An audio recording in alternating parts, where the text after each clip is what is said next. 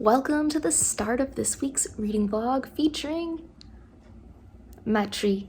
I love my tree and my stockings, and yeah, I'm very festive. I show a lot of the decorating in the previous vlog, and I was also in the middle of a few books, so I'm gonna link that up there because I will probably be finishing a bunch of them up. But if you wanted my beginning of the book's thoughts, you can go to that one.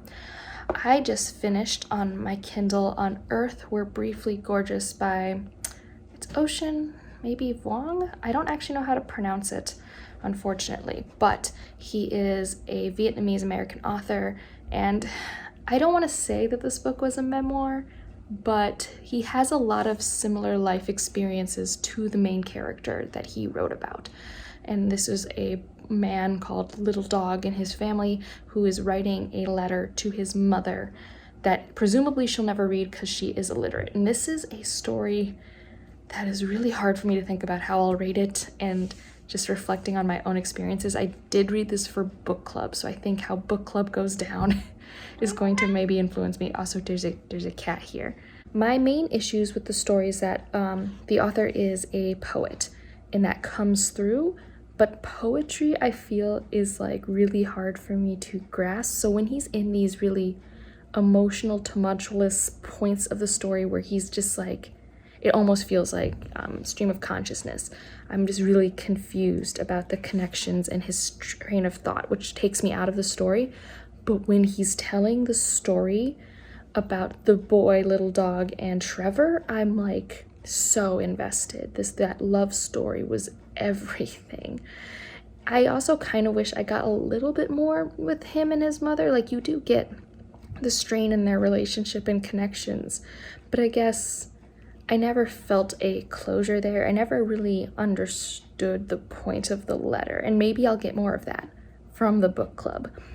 It was probably for me a bit long. I think so. It was 240 some pages. I kind of wish it was a little shorter because I do feel like I was a bit exhausted near the end. Oh, shush you. You sit on your couch. He's being real encourageable right now. But I don't regret reading it whatsoever. It's just definitely a book outside of my comfort zone, which means that my enjoyment was always going to be skewed, but there was a lot I wasn't expecting to be in that story, and I really liked that I read it. I like exploring with things that are outside my comfort zone. And if you're someone who likes literary fiction, if you're someone who doesn't mind with when poetry doesn't click with them, this might be pretty good for you. Like I said, the love story and the conversations about loss and healing and family trauma are just whew. Also, I would look up some trigger warnings if you have any. I will try and link some down below, but there was a lot in here that I was unprepared for that I could see being highly triggering for people, because it feels like a very personal story. If this is not a memoir, he made it feel extremely intimate. But that's what I finished today, and I need to finish Each of Us a Desert, which I'm really excited for. I only have 2 hours left in the audiobook. That's been super fun. I'll talk about that more when I finish it. And other things I want to read this week, I don't know. I have my mystery book for that Secret Santa thing that I have to keep picking away at. And I can't decide if I'm going to read Emperor's Soul, Jade War, or Seven Devils. One of those three I'm going to pick up, but I don't know which one, because I want to be able to make sure that I've finished everything I'm reading by next week, because next week I get to pick up 2 books I'm really excited for. I'm starting 2 buddy reads on my birthday. So I don't want to have too many things hanging over my head, which is why I'm leaning towards Emperor's Soul, because that's just a short novella, but we'll see. Oh, she's shown up. So that's the start of this vlog. Apparently I need to go give my fusses some attention. Here is the loud one. Puta. Yeah, he was yelling at you, but I'm really here to show you some of the highlights of the tree, mainly because my mother just bought me this gorgeous ornament. Look at that. It's ceramic. This is one Ryan got me a few years ago, Wonder Woman. It's great. I really love these icicles. Obviously lots of orbs. My sibling made us each an ornament out of resin. I'll link their Etsy down below because they are making ornaments for the holidays. So that's the name, and some baseball bats for him. Mine is somewhere on this tree, but here is I believe this one's Delilah's and its little cat face.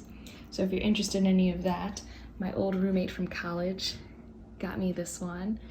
I went to Ohio State, so I really like that one.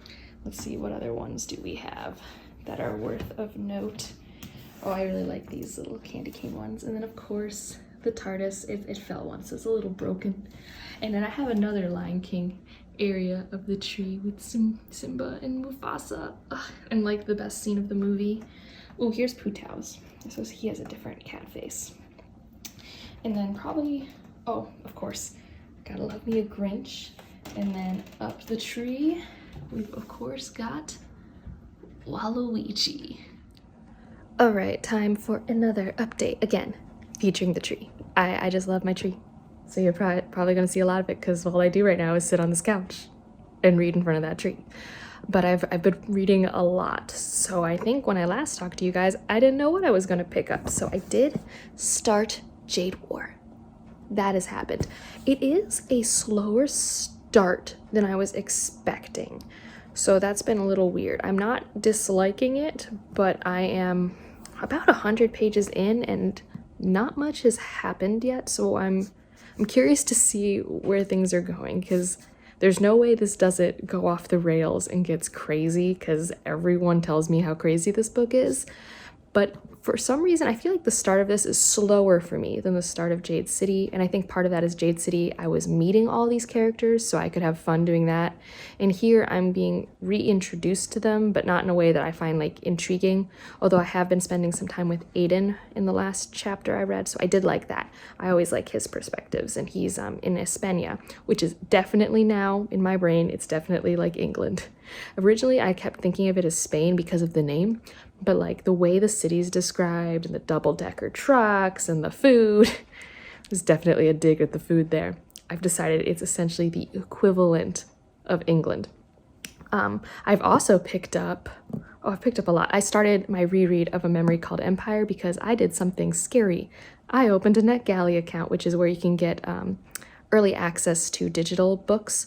And I accepted for the sequel, A Desolation Called Peace, which I'm very excited to read, but I wanted to reread A Memory Called Empire. So I started that on my run today.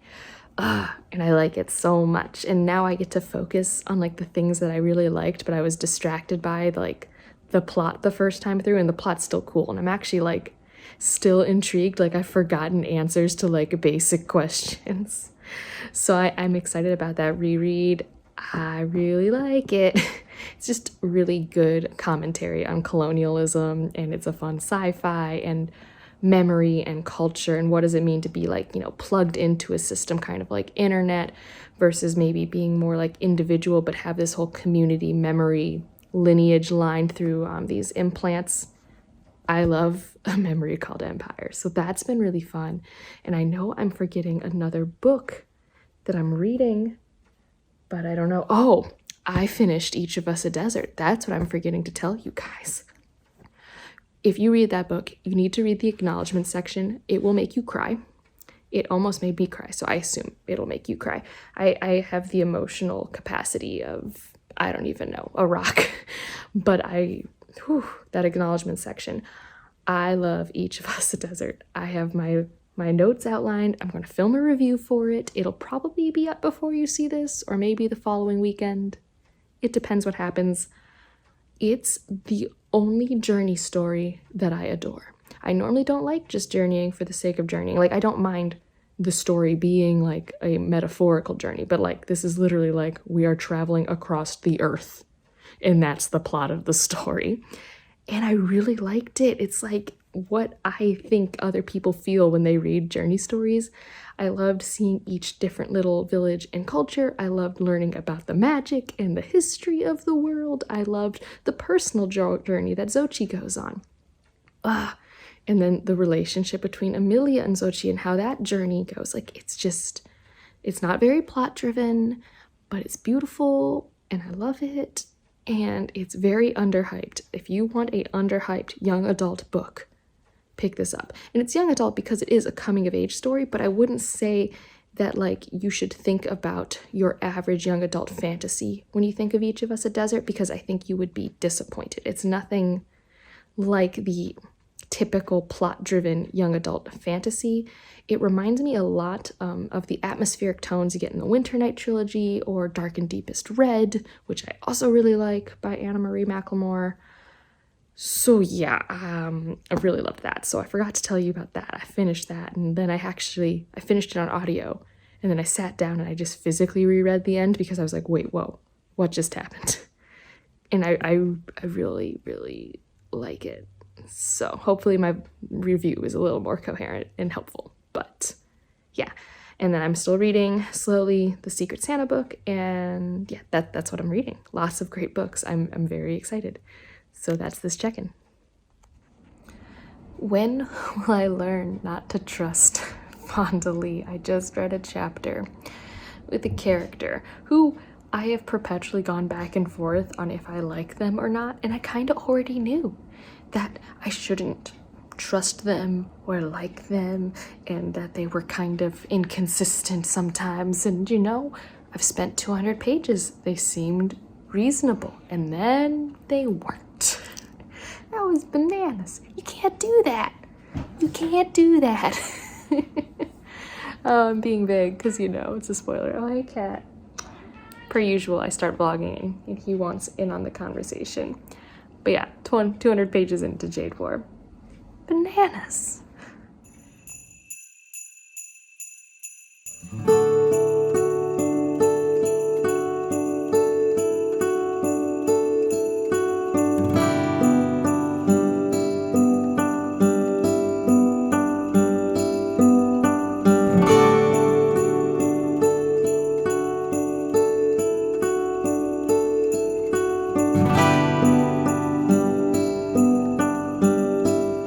Okay, so I'm going to end the vlog here. I am this far into Jade War, so pretty far. And I have a lot of thoughts. So I really am enjoying it, but it's a lot more slow burn, slower paced than I was expecting. After reading Jade City, I expected something similarly paced, if not faster paced, just based off all the hype. And I mean, there are moments that have happened so far, like you saw a clip, like stuff's happened, but for the most part it's very slow burn character work with the whole like drug politic mafia stuff. And I'm really liking a lot of the discussion about Jade and immigration and war and all of these things, and I really like the characters, but I kind of wish it didn't have all this hype, because I was expecting to like it a lot more than Jade City, and currently, not having read this section, which crazy things could happen over here, for sure, I'm liking it less than Jade City currently. And I mean, I really like Jade City, but it's still one of those things where it's like, I'm almost feeling disappointed, even though there are so many things it's doing right. I'm very confused. So, I mean, that just means I need to finish it, right? Like, there's a lot of things it's doing really, really well, but for some reason, I think I took all the, oh my gosh, if you like Jade City, wait for Jade War, to mean it would be faster paced or more engaging and fulfilling than Jade City, but currently, I like Jade City more than Jade War, but I still like them both a lot. They're definitely very different for me. In terms of fantasy, they have some of the best character work in adult fantasy that I've engaged with in a while, and I really like the discussions about foreign policy and drugs and all that kind of stuff.